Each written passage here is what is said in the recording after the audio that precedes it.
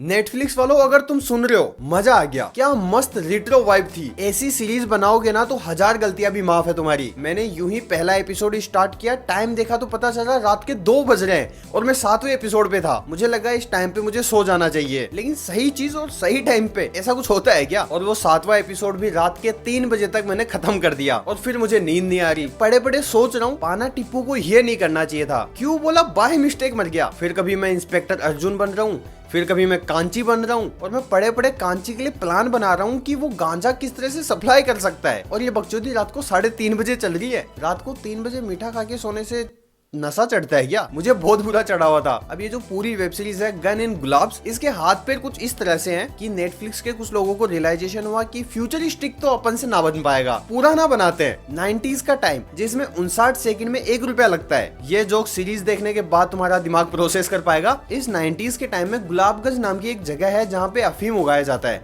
और वहाँ पे 2 गैंग्स हैं। पहली है गांजी और दूसरी गैंग का नाम मुझे भी याद नहीं है। तो 90s के गुलाबगंज में गांजी अफीम का बिजनेस करता है और गांजी को मिलती है एक बहुत बड़ी अफीम की डील जो उसे टाइम पे डिलीवर करनी होती है। गैंगस्टर होकर भी डिलीवरी कर रहा है, ऐसे थोड़ी जेफ बेजोस अमीर है। अब इसी डिलीवरी के अंदर जितने भी कैरेक्टर हैं वो सभी इन्वॉल्व होते हैं। इंस्पेक्टर अर्जुन, पाना टीपू, गांची, छोटा गांची और आत्माराम, जिसकी आत्मा अलग करना चाहता है गांची। और इन सभी कैरेक्टर की स्टोरी इसी के अराउंड इवॉल्व करती है। इस सीरीज के 2 मुख्य उद्देश्य हैं। पहला डार्क कॉमेडी, जो कि बहुत ही बेहतरीन तरीके से किया जाता है। हिलने की कोशिश की तो तेरे अंडों का ऑमलेट बना दूंगा। और दूसरा है रिट्रो वाइब। और भाई साहब मैं इसे कभी भूल नहीं पाऊंगा अपनी लाइफ के अंदर। और ये बंदा दुनिया का सबसे बेस्ट सेल्समैन है और वो तुम्हें वेब सीरीज के अंदर पता चलेगा। भाई साहब क्या ही कमाल का कैरेक्टर है। पुरानी मूवी अगर किसी ने देखी है तो उन लोगों को पता होगा कि जो इंटरमिशन है वो एक ऐसी पॉइंट पे होता था जब एकदम क्लाइमेक्स चल रहा होता था, जब लोगों की सांसें रुक जाती थी। और नेटफ्लिक्स वालों ने वेब सीरीज के एक एपिसोड के अंदर इंटरमिशन डाल रखा है, जबकि इन लोगों ने बटन दे रखा है 10 सेकंड फॉरवर्ड करने के लिए। रिट्रो वाइब को अचीव करने के लिए भाई इन्होंने जो जो चीजें की है ना,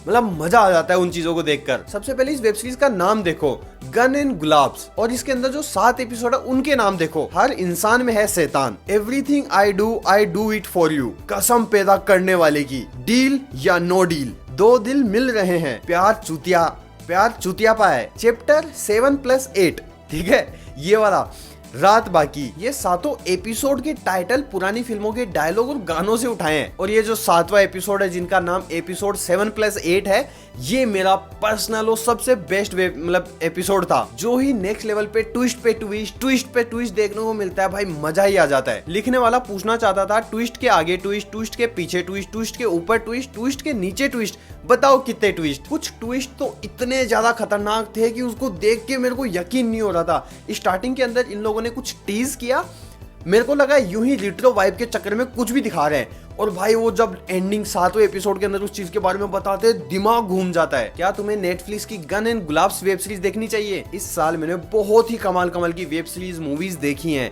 बट इसके मुकाबले तो नहीं थी। मैं इस वेब सीरीज को टॉप पे रखना चाहूंगा और आई थिंक ये मेरी लाइफ की पहली ऐसी वेब सीरीज होगी जिसे मैं रीवॉच करना चाहूंगा। मैं भाई तुम्हें बता देता हूँ, अगर तुम कोई भी वेब सीरीज देख रहे हो, चाहे कितनी भी बढ़िया है, चाहे कोई मूवी देख रहे हो, तुम्हारा कोई भी प्लान है, सब कुछ छोड़ो और गन एंड गुलाब्स देखो। अगर तुम एक इंडियन हो और अगर तुम लोगों ने 90s की मूवीज देखी हैं, 100 नहीं 1000% रिकमेंडेड।